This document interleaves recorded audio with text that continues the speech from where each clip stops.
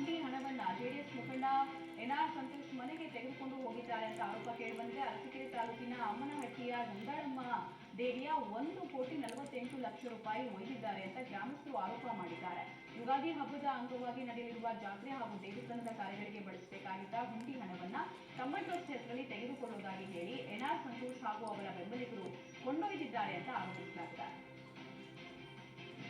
ಅಪ್ರಾಪ್ತ ಸ್ನೇಹಿತರೆ ಮಿತ್ರನನ್ನ ಮೂಟೆ ಕಟ್ಟಿ ಕೆರೆಗೆ ಎಸೆದಿರುವ ಘಟನೆ ರಾಯಚೂರಿನ ಲಿಂಗಸಗೂರು ತಾಲೂಕಿನಲ್ಲಿ ನಡೆದಿದೆ. ನೀರು ಕುಡಿಯೋಕೆ ಹೋಗಿ ವಿದ್ಯುತ್ ಶಾಕ್ನಿಂದ ಸಾವನ್ನಪ್ಪಿದ ಸ್ನೇಹಿತನನ್ನ ಭಯದಲ್ಲಿ ಮೂಟೆ ಕಟ್ಟಿ ಕೆರೆಗೆ ಎಸೆದಿರುವುದಾಗಿ ಬಾಯ್ಬಿಟ್ಟಿದ್ದಾರೆ. ಗುಂಡಸಗರದ 14 ವರ್ಷದ 9ನೇ ತರಗತಿ ವಿದ್ಯಾರ್ಥಿ ಕಾರ್ತಿಕ್ ಮೃತ ಬಾಲಕ. ಎಸ್ಎಸ್ಎಲ್ಸಿ ವಿದ್ಯಾರ್ಥಿಗಳ ಬೀಳ್ಕೊಡುಗೆ ಸಮಾರಂಭಕ್ಕಾಗಿ ಬಟ್ಟೆ ತರುವುದಕ್ಕೆ ಲಿಂಗಸಗೂರಿಗೆ ಬಂದಿದ್ದ 3 ಸ್ನೇಹಿತರು ವಾಪಸ್ ಚಿಕ್ಕಬಳ್ಳಾಪುರ ತಾಲೂಕಿನ ಬಾಸುತಿಹಳ್ಳಿಯಲ್ಲಿ ಕೇಬಲ್ ತಯಾರಿಕಾ ಫ್ಯಾಕ್ಟರಿಯಲ್ಲಿ ಅಗ್ನಿ ಅವಘಡ ಸಂಭವಿಸಿದೆ. ಅಡ್ವಾನ್ಸ್ ಕೇಬಲ್ ಯೂನಿಟ್ 2 ಕಂಪನಿಯಲ್ಲಿ ಅವಘಡ ಸಂಭವಿಸಿದ್ದು ದಗದಗನೆ ಹೊತ್ತಿ ಹೊಂದಿದೆ. ಪ್ಲಾಸ್ಟಿಕ್ ಕೇಬಲ್ ತಯಾರು ಮಾಡುವ ಕಂಪನಿ ಇದಾಗಿದ್ದು ಮುಗಿಲೆತ್ತರಕ್ಕೆ ಹೊಗೆ ಆವರಿಸಿತ್ತು.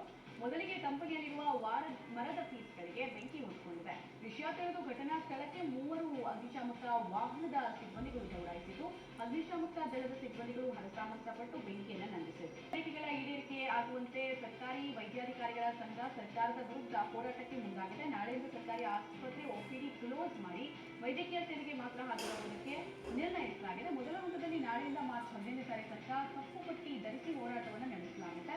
ಹೊರರೋಗಿ ಸೇವೆ ಬಂದ್ ಮಾಡಿ ತುರ್ತು ಸೇವೆ ಒದಗಿಸುವುದಕ್ಕೆ ನಿರ್ಧರಿಸಲಾಗಿದೆ.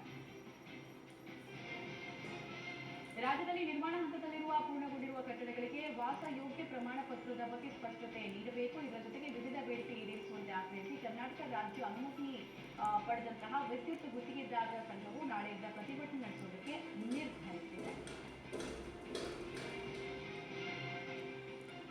ನಟ ದರ್ಶನ್ ಪತ್ನಿ ವಿಜಯಲಕ್ಷ್ಮಿಗೆ ಸೋಷಿಯಲ್ ಮೀಡಿಯಾದಲ್ಲಿ ಅಶ್ಲೀಲ ಕಾಮೆಂಟ್ ಮಾಡಿ ವಿಕೃತಿ ಮೆರೆದು ಬೆಂಗಳೂರು ಸೈಬರ್ ಕ್ರೈಮ್ ಪೊಲೀಸರ ಅತಿಥಿಯಾಗಿದ್ದ 8 ಮಂದಿ ಆರೋಪಿಗಳಿಗೆ ಜಾಮೀನು ಭಾಗ್ಯ ಇನ್ನೂ ಕೂಡ ಸಿಕ್ಕಿಲ್ಲ.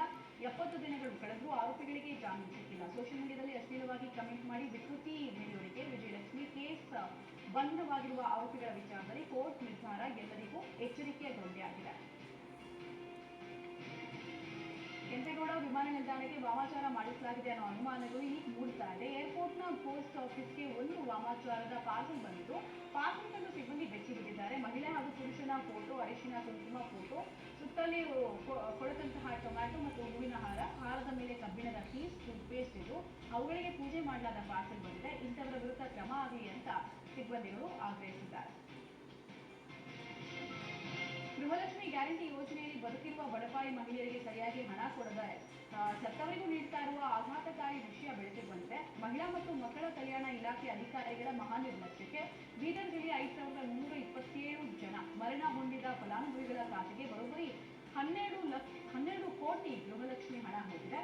ಈ ಬಗ್ಗೆ ಪ್ರತಿಕ್ರಿಯೆ ಕೊಟ್ಟ ಜಿಲ್ಲಾ ಪಂಚಾಯಿತಿ ಸಿಇಒ ಗಿರೀಶ್, ನಮ್ಮ ಅಧಿಕಾರಿಗಳು ಮತ್ತು ಸಿಬ್ಬಂದಿಯಿಂದ ಈ ರೀತಿ ತಪ್ಪಾಗಿದ್ದು ಮತ್ತೆ ಹಣ ರಿಕವರಿಗೆ ಕ್ರಮ ವಹಿಸಲಾಗಿದೆ ಅಂತ ಹೇಳಿದ್ದಾರೆ. ಪ್ರಧಾನಮಂತ್ರಿ ಜನ್ಧನ್ ಯೋಜನೆಯಲ್ಲಿ ತೆರೆಯಲಾದ ಸುಮಾರು 72 ಕೋಟಿ ಮೂಲ ಉಳಿತಾಯ ಬ್ಯಾಂಕ್ ಠೇವಣಿ ಖಾತೆಗಳು ಕನಿಷ್ಠ ಬ್ಯಾಲೆನ್ಸ್ ಕಾಯ್ದುಕೊಳ್ಳದೆ ಇದ್ದರೆ ದಂಡ ಶುಲ್ಕಗಳಿಗೆ ಒಳಪಡಿಸುವಂತಿಲ್ಲ ಅಂತ ಹಣಕಾಸು ಸಚಿವೆ ನಿರ್ಮಲಾ ಸೀತಾರಾಮನ್ ತಿಳಿಸಿದ್ದಾರೆ. ಲೋಕಸಭೆಯಲ್ಲಿ ಪ್ರಶ್ನೆಯೊಂದಕ್ಕೆ ಲಿಖಿತ ಉತ್ತರ ಕೊಟ್ಟಿರುವ ಅವರು ಜನ್ಧನ್ ಖಾತೆಗಳಿಗೆ ಯಾವುದೇ ಕನಿಷ್ಠ ಬ್ಯಾಲೆನ್ಸ್ ಕಾಯ್ದುಕೊಳ್ಳುವ ಅಗತ್ಯ ಇಲ್ಲ ಅಂತ. ದೆಹಲಿಯಲ್ಲಿ ನಾನು ಯಾರನ್ನು ಭೇಟಿ ಮಾಡ್ತೀನಿ ಅಂತ ಬಹಿರಂಗವಾಗಿ ಹೇಳಕ್ಕಾಗಲ್ಲ ಅಂತ ಮತ್ತೆ ಡಿಸಿಎಂ ಡಿಕೆ ಶಿವಕುಮಾರ್ ಹೇಳಿದ್ದಾರೆ. ದೆಹಲಿ ಕರ್ನಾಟಕ ಭವನದಲ್ಲಿ ಮಾತನಾಡಿ ಡಿಕೆ ದೆಹಲಿಗೆ ಹೋಗು ನಾಯಕರು ಸಮಯವನ್ನು ಕೊಟ್ಟಿಲ್ಲ, ಕಾಯ್ತಾ ಕೂತಿದ್ದಾರೆ ಅಂತ ವರದಿ ಮಾಡ್ತಿರಲ್ಲ, ಆ ಕಾಯ್ತಾ ಕೂತಿರುವೆ ಅಂದರು. ನಾನು ಕೆಪಿಸಿಸಿ ಅಧ್ಯಕ್ಷನಾಗಿ 6 ವರ್ಷ ಪೂರ್ಣಗೊಳ್ತಾ ಇದ್ದು ಈ ಹಿನ್ನೆಲೆಯಲ್ಲಿ ಎಲ್ಲ ಶಾಸಕರು, ವಿಧಾನ ಪರಿಷತ್ ಸದಸ್ಯರಿಗೆ ಭೋಜನ ಕೂಟ ಹಮ್ಮಿಕೊಂಡಿದ್ದೀನಿ ಅಂತ ಹೇಳಿದರು. ಚನ್ನಗಿರಿ ಶಾಸಕ ಬಸವರಾಜ ಶಿವಗಂಗಾ ಅವರ ಪಿಎ ಆಗಿದ್ದ ಶಿವಕುಮಾರ್ ಆತ್ಮಹತ್ಯೆ ಮಾಡಿಕೊಂಡಿದ್ದಾರೆ. ಬೆಂಗಳೂರಿನ ಉಪ್ಪಾರಪೇಟೆ ಬಳಿಯ ಲಾಡ್ಜ್ನಲ್ಲಿ ಫೆಬ್ರವರಿ 17ನೇ ತಾರೀಕು ಸೂಸೈಡ್ ಮಾಡಿಕೊಂಡಿದ್ದು ಪ್ರಕರಣ ತಡವಾಗಿ ಬೆಳಕಿದೆ.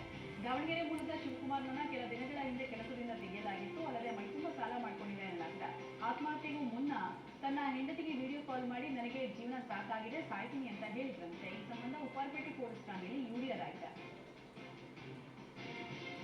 ಟಿ20 ವಿಶ್ವಕಪ್ 3ನೇ ಬಾರಿ ಭಾರತ ಗೆದ್ದು ಬೀಸಿದೆ. ಒಬ್ಬೊಬ್ಬರು ಒಂದೊಂದು ರೀತಿಯ ಗೆಲುವಿನ ಅನುಭವ ಹಂಚಿಕೊಳ್ಳುತ್ತಾ ಇದ್ದಾರೆ. ಇನ್ನು ಟೀಮ್ ಗೆದ್ದ ಆಲ್ರೌಂಡರ್ ಹಾರ್ದಿಕ್ ಪಾಂಡ್ಯ ತಮ್ಮ ಗೆಳತಿ ಮಹಿಕಾ ಶರ್ಮಾ ಬಗ್ಗೆ ಮಾತನಾಡಿದ್ದಾರೆ.